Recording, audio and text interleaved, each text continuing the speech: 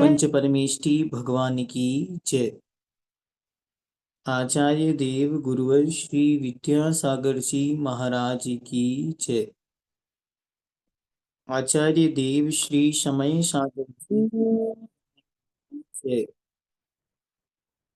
परम पूज्य परमोपकारी संत निर्यापक श्रमण जगत पूज्य श्री सुधा सागर जी महाराज की जय। सभी को जय जिनेन्द्र। आप सभी का बहुत बहुत स्वागत है 2025 में। और हम सभी वापस से अपनी सर्वार्थ सिद्धि के अध्ययन को यहाँ प्रारंभ करेंगे। प्रकार मति ज्ञान की उत्पत्ति के निमित्त जान लिए, परंतु अभी उनके भेदों का निर्णय नहीं किया, अतः उसके भेदों का ज्ञान कराने के लिए अगला सूत्र कहते हैं। अब मति ज्ञान के भेदों को बतलाते हैं। अवग्रही आवाय धारणः, अवग्रही आवाय धारणः, अवग्रह ईहा। अब देखो जल्दी सूत्र में देखिए एक बार, सूत्र नंबर 15। ईहा शब्द कहीं नहीं लिखा, सूत्र में ईहा शब्द नहीं है, लेकिन हमको ईहा निकालना है। तो कैसे निकालेंगे? तो अच्छी तरह देखें। अवग्रह पहला शब्द है, उसके ऊपर है ए की मात्रा और उसके बाद है हा, ये ईहा। अब आप कहेंगे कि ये ई का ए कैसे बन गया? तो ये ऐसे बन गया जैसे उमेश, रमेश, ये शब्द बनी ना, रमा प्लस ईस बन गया रमेश, उमा प्लस ईस बन गया उमेश। इसी प्रकार इस शब्द को जानना। तो अवग्रह, यहाँ, अवाय और धारणा, ये मति ज्ञान के 4 भेद हैं। विषय और विषयी के संबंध के बाद होने वाले प्रथम ग्रहण को अवग्रह कहते हैं। जो विषय है और विषयी है हमारी आत्मा। तो जो विषय है या जो पदार्थ है जो जिसे हम जानना चाहते हैं, मानो यह पेन है, तो यह पेन हमारा विषय है और हमारी आत्मा विषयी है। तो हमारी आत्मा उस विषय का संबंध होने पर जो प्रथम ग्रहण होता है सबसे पहले, उसका नाम है अवग्रह। मतलब दर्शन के बाद होने वाले पहले ज्ञान का नाम अवग्रह है। कुछ है, बस इतना सा जो जाना, इसका नाम अवग्रह है। विषय और विषयी का सन्निपात होने पर दर्शन होता है। सबसे पहले क्या होता है? दर्शन। आपको पढ़ा होगा, दर्शन पुब्बम णाणम, दर्शन पूर्वक णान अर्थात ज्ञान होता है। तो सबसे पहले तो दर्शन ही होगा, और दर्शन के बाद जो सबसे पहले होता है उसका नाम है अवग्रह। उसके पश्चात पदार्थ का ग्रहण होता है, वह अवग्रह कहलाता है। जैसे चक्षु इंद्रिय के द्वारा यह शुक्ल रूप है, ऐसा ग्रहण करना अवग्रह है।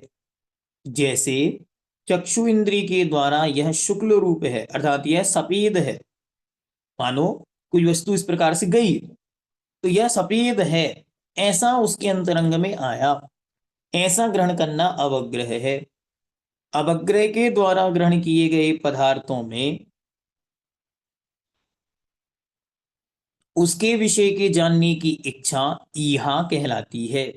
जो आपने अवग्रह के द्वारा ग्रहण किया, उसमें और जानने की इच्छा, विशेष जानने की इच्छा, यह क्या है, इसकी जो इच्छा है, इसका नाम ईहा अर्थात इच्छा। ईहा शब्द का अर्थ ही इच्छा होता है। जैसे आपने एक शब्द सुना होगा, निरीह।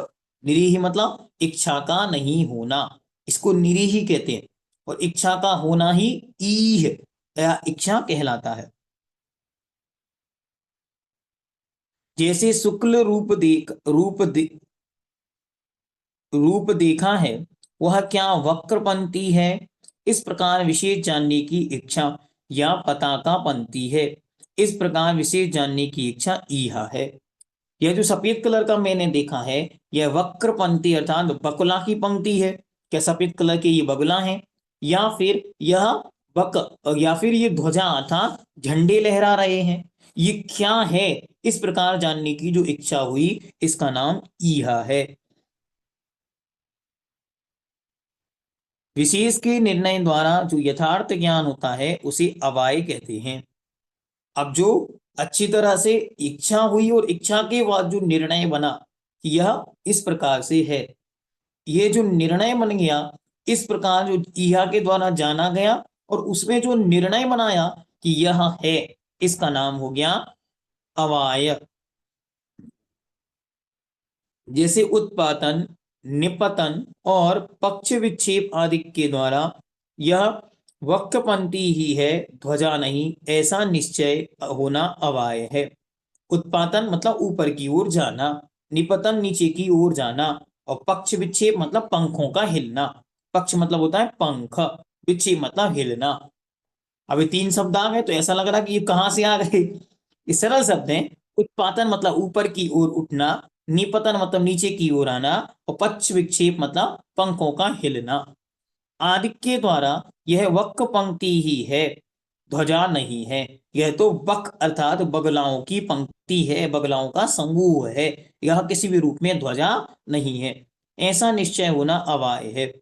जानी हुई वस्तु का जिस कारण कालांतर में विस्मरण नहीं होता, उसे धारणा कहते हैं।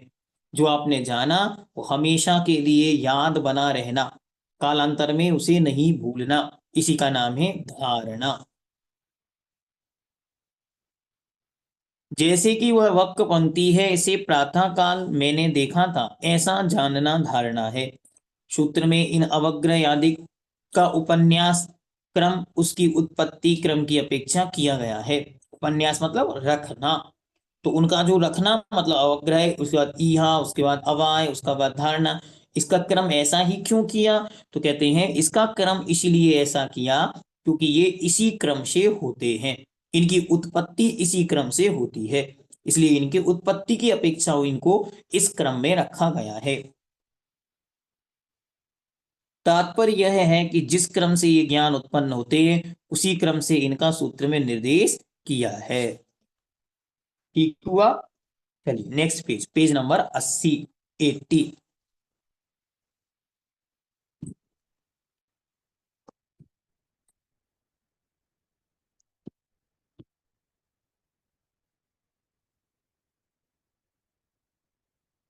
Page number 80, 80, paragraph number 191।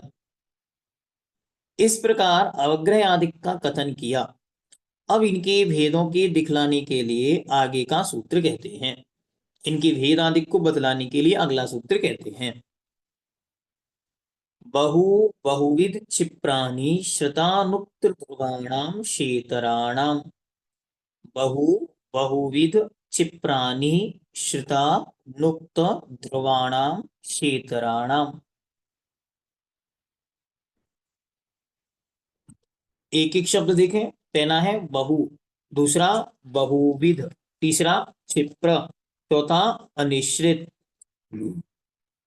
फिर अनुक्त, फिर ध्रुव। श अर्थात सहत, इतराणाम अपोजिट या विपरीत। ये 6 और इनके विपरीत से सहत। विपरीत से सहत मतलब एक बहु का एक, बहुविध का एक विध, फिर क्षिप्र का अक्षिप्र, अनिश्चित का निश्चित, अनुक्त का उक्त, ध्रुव का अध्रुव, इस प्रकार ये 6। क्षेत्र अर्थात प्रतिपक्ष सहित बहु बहुवीर क्षिप्र अनिश्चित अनुक्त और ध्रुव के अवग्रह इहा अवाय और धारणा रूप मत ज्ञान होते हैं। अवग्रह आदि क्रियाओं विशेषों का प्रकरण है। उसकी अपेक्षा वाह्यवादीनाम शायतराणाम बहु आदिनाम बहु आदि सायतराणाम अपने प्रतिपक्षी के साथ अर्थात उनसे अपोजिट इस प्रकार कर्म कारक का निर्देश किया है। बहु शब्द संख्यावाची और वैपुल्यवाची दोनों प्रकार का है। जो बहु शब्द है वो दोनों प्रकार का है। बहु मतलब बहुत होता है, तो बहुत संख्याएं भी हो सकती हैं, एक से ज्यादा को बहुत कह सकते हैं। दूसरा वैपुल्यवाची मतलब विपुलता को बतलाने वाला, जैसे बहुत सारा चावल है, तो वो गिनना थोड़ी ना जाता चावल कितना है, बहुत सारा है, उसको बोलते हैं वैपुल्य। विपुल से ये वैपुल्य बना है, ऐसे जानना। इन दोनों का यहां ग्रहण किया है क्योंकि इसमें कोई विशेषता नहीं है। संख्यावाची बहु शब्द यथा जैसे एक, दो, बहुत। एक हुआ तो एक संख्या हुई, दो और बहुत हो गया तो वह बहु हो गया, इस प्रकार। वैपुल्यवाची बहु शब्द यथा जैसे बहुत भात, बहुत चावल या बहुत दाल। विद शब्द प्रकारवाची है, जिसमें सूत्र में क्षिप्र शब्द का ग्रहण जल्दी होने वाले ज्ञान को जताने के लिए किया है। क्षिप्र मतलब होता है सडनली, एकदम से हो जाना। जैसे ट्रेन आपके सामने से निकली तो कैसे निकली, एकदम फास्ट स्पीडली, तो ये हो गया क्षिप्र। उससे होने वाला जो ज्ञान है वो क्षिप्र ज्ञान कहलाता है, या क्षिप्र के निमित्त से होने वाला मति ज्ञान कहलाता। फिर जब पूरी वस्तु प्रकट ना होकर कुछ प्रकट रहती है और कुछ अप्रकट, तब वह अनिश्चित कहलाती है। जब पूरी वस्तु दिखाई नहीं दे रही है तब वो कहलाती है अनिश्चित। यहाँ अनिश्चित अर्थ ईषद निश्चित है, इसका अतः इसका ग्रहण करने के लिए सूत्र में अनिश्चित पद दिया गया है। फिर अच्छी तरह अनिश्चित मतलब जैसे कोई हाथी है और वह पानी में अभी नहा रहा है, लेकिन उसकी सूंड का कुछ भाग मात्र दिखाई दे रहा है और उसे देखकर ही आपने निर्णय कर लिया यह हाथी है। तो थोड़ा सा ही हिस्सा देखकर उस हाथी का पूर्ण निर्णय कर लेना, इसी का नाम है अनिश्चित। जो कही या बिना कही वस्तु अभिप्राय से जानी जाती है उसके ग्रहण के लिए अनुक्त पद दिया गया है। जैसे आप लोग कहते हैं ना, हाँ आप तो ऐसे लग रहे हो जैसे कोई डिप्रेशन है, कोई टेंशन है, अच्छा बहुत खुशी है, भोजन तो कर लिया ना। कैसे पता चल गया, आपको देखकर समझ आ रहा है कि आज बड़ी खुशी का दिन है। आपको देखकर समझ में आ रहा है, ये क्या है, अनुक्त, बिना कहे ही जान लेना, ऐसे। फिर जो यथार्थ ग्रहण निरंतर होता है उसके जताने के लिए ध्रुव पद दिया है। जो स्थिर है उसको कहते हैं ध्रुव। जो एक जगह पर टिका हुआ है, जैसे सम्मिश्र का पर्वत, वो आपको जब आप पहले कभी गए थे तब भी वहीं था, आज भी वहीं है, और 150 साल बाद भी वहीं के वहीं बना हुआ है, तो ये कहलाता है स्थिर ध्रुव। इससे प्रतिपक्षभूत पदार्थों का संग्रह करने के लिए सेतर पद दिया है। इससे अपोजिट इतर शब्द है, इतर, प्राकृत में इसको कहते हैं इधर। आपने पढ़ा ना द्रव्य संग्रह के अंदर, तो पज्जत इधराए, तो वहां क्या इधर शब्द है, वही इधर शब्द यहाँ इतर शब्द है, इसका अर्थ है विपरीत, अपोजिट। बहुत का अवग्रह, अल्प का अवग्रह, बहुविध का अवग्रह, एक विध का अवग्रह, क्षिप्र का अवग्रह, अक्षिप्र अवग्रह, अनिश्चित का अवग्रह, निश्चित का अवग्रह, अनुक्त का अवग्रह, उक्त का अवग्रह, ध्रुव का अवग्रह, अध्रुव का अवग्रह, ये अवग्रह के 12 भेद हैं। कैसे लगाना, इस प्रकार से लगाना वो बता रहे हैं। इसी प्रकार यह आदि के प्रत्येक के 12-12 भेद हैं, प्रत्येक के 12-12 भेद बन जाएंगे। ठीक है, ये सब अलग अलग 5 इंद्रिय और मन के द्वारा उत्पन्न करानी चाहिए। इनमें से बहु आदि, बहु अवग्रह आदि मति ज्ञान वर्ण कर्म के क्षय के प्रकर्ष से होते हैं, इतर नहीं। क्या ये किससे होते हैं, तो ये मति ज्ञान के क्षय की प्रकर्षता के उत्कृष्टता के साथ होते हैं। जिसका जितना ज्ञान उसको उतना नॉलेज। जितनी जितनी वस्तु है सारी वस्तु सबको ही जाने, ऐसा नहीं होता। अब जैसे अभी मैं गया तो एक वो माता बोलती बोलती भैया जी आपके जैसा ज्ञान हमको तो है ही नहीं। हमने कहा ठीक है, अच्छी बात है। हमने कहा आपके जैसा ज्ञान हमको भी नहीं। तो हंसने लगी, कहने लगे ऐसा कैसे। मैंने कहा ये बताओ, आपको एक बहुत बड़े बर्तन में सब्जी बनानी है और उस सब्जी में नमक कितना डालना है, इसका ज्ञान मुझे है कि आपको है। तो इसका ज्ञान आपको है, मुझे उसका ज्ञान नहीं है। ये क्या, हर व्यक्ति को अपनी विद्या का परिपूर्ण ज्ञान होता है, तभी वो उसका मास्टर कहलाता है। अगर मानो आपको बुद्धि में नहीं आए कि इसमें कितना नमक डालना है, तो फिर आप कैसे मास्टर भोजन बनाने के। फिर दूसरा, आपको अपनी बुद्धि की परीक्षा करनी हो तो क्या करो। पतिदेव ने पूछा, क्यों, चावल हैं? तो आपने कहा हाँ चावल हैं। तो आपने उनको कहा, ऊपर वाले खाने में 4 प्रकार के डिब्बे रखे हुए हैं, उन चारों डिब्बों में चारों वेराइटी के चावल रखे हुए हैं। तो आपको वेराइटी भी याद है, कितने बचे हैं ये भी याद है। डिब्बे को ऐसे खोल के उसमें देखकर आप बता सकते हो, हाँ 3 किलो चावल बचे। 3 किलो, 3.5, 3.25, 3.25 निकल सकते हैं, लेकिन आपको परिमाण का अनुभव हो गया। ये क्या है, अपनी विद्या का पूर्ण अधिपत्य आपको प्राप्त है। इसलिए आप सब अपने आप को विशेष ज्ञानी मानो। किसका, अपनी अपनी विद्या का। तो फिर उनको समझ में आया कि, फिर उन्होंने प्रश्न पूछा, हमको ये वाली विद्या का ज्ञान क्यों नहीं होता। सर्वा सिद्धि पढ़ तो रहे हैं, लेकिन यहाँ पढ़ो, आगे पढ़ो, पीछे सपाट। ऐसा क्यों, ऐसा इसलिए जिसका जिसमें उपयोग होता है। आपका भोजन में उपयोग है, हमारा उपयोग केवल खाने में होता, बनाने में नहीं होता। इसलिए खाते समय तो समझ में आता है, बनाते समय समझ में नहीं आता। आपका उपयोग पढ़ते समय, केवल जब पढ़ते हैं बस उतनी समय होता है, उसके बाद उपयोग में नहीं होता। तो पढ़ते समय तो समझ में आता, उसके बाद भूल जाते। ये विद्या का अपना एक प्रैक्टिकल एक्सपीरियंस, जब आप साथ में रहोगे तो समझ में आएगा। आगे, बहु अधिक श्रेष्ठ हैं, अतः इनका प्रथम ग्रहण किया। चलिए अब आगे, शंका, बहु और बहुविध में क्या अंतर है। क्योंकि बहु और बहुविध इन दोनों में बहुत पना पाया जाता है। बहु और बहुविध ये दोनों शब्द लगभग एक से ही हैं, दोनों में बहुत पना है, तो दोनों को अलग अलग लिखने का क्या कारण है। समाधान, इनमें एक प्रकार और नाना प्रकार की अपेक्षा अंतर है। अर्थात बहु में प्रकार भेद इष्ट नहीं, और बहुविध में प्रकार भेद इष्ट है। बहु बहु कह रहे हैं तो बहु में बहुत सारा है, लेकिन बहुत प्रकार का नहीं है। और जो विध शब्द है वो प्रकार के लिए है, तो बहुत प्रकार का।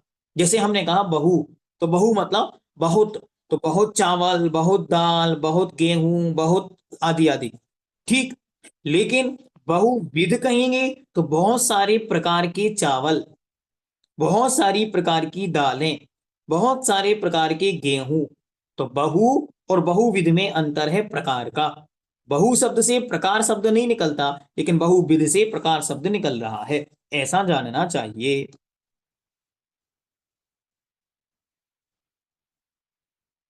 शंका, उक्त और अनिश्चित में क्या अंतर है। क्योंकि वस्तु का पूरा प्रकट होना निश्चित है, और उक्त भी इसी प्रकार है। वस्तु पूरी प्रकट हो गई और हमने उसे जाना, तो इसे निश्चित कहते हैं।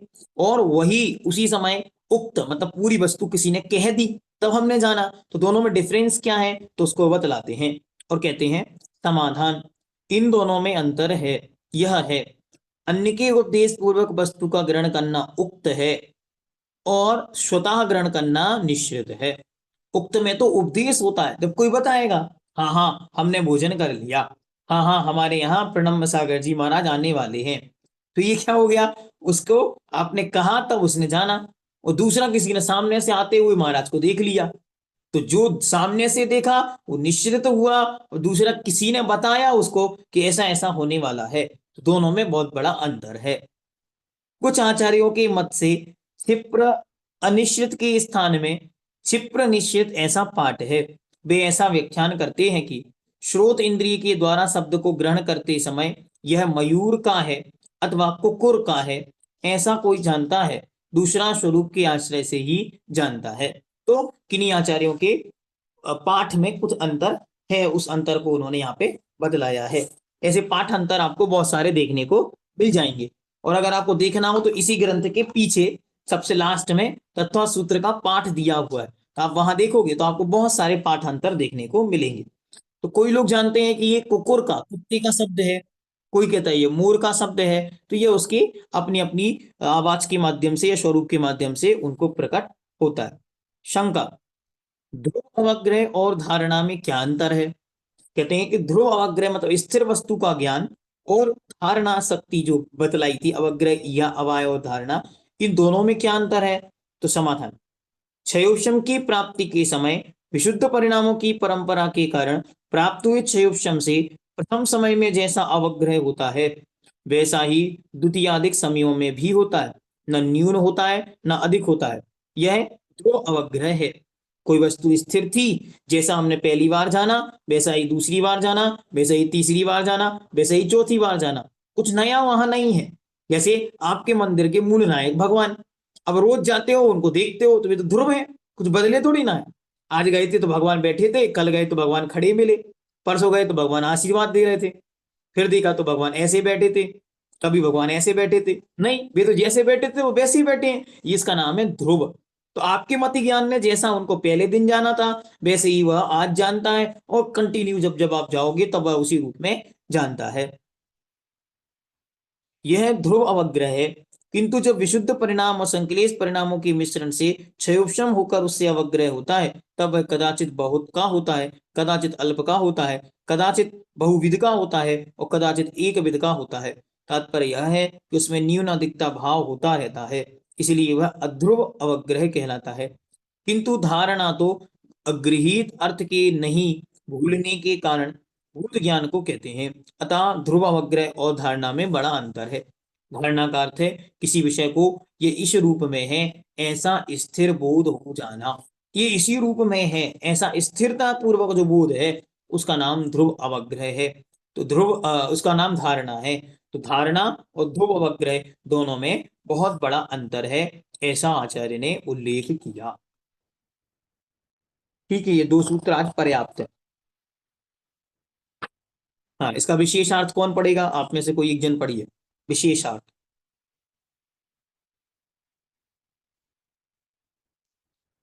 हैंड रेज करिए, जो भी पढ़ना चाहे।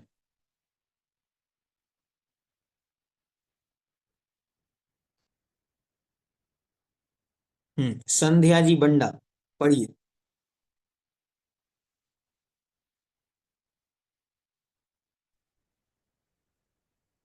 ये अवग्रह आदि मति ज्ञान द्वारा, आवाज आ रही? हाँ आ रही, बोलिए। ये अवग्रह आदि मति ज्ञान द्वारा जानने रूप क्रिया के भेद हैं और बहु आदि उनके कर्म हैं। इसीलिए इस सूत्र में इनका इसी रूप से निर्देश किया गया है। मति ज्ञान द्वारा पदार्थों का बहु आदि रूप इतने प्रकार से अवग्रहण, ईहन, आवाय और धारणा होता है, यह इसका तात्पर्य है। इन बहु आदि के स्वरूप का तथा उनके अंतर का व्याख्यान टीका में किया ही है। मालूम होता है कि पूज्यपाद स्वामी के समय इस सूत्र के 2 पाठ प्रचलित थे और उनका 2 प्रकार से व्याख्यान भी किया जाता था, जिनका उल्लेख पूज्यपाद स्वामी ने स्वयं किया है। एक पाठ जो उस समय अधिक मान्य था या पूज्यपाद स्वामी जिसे मूल पाठ मानते रहे, उसका उल्लेख तो उन्होंने व्याख्यान रूप से किया है और दूसरे पाठ का उल्लेख अन्य कुछ आचार्यों के अभिप्राय के रूप में किया है।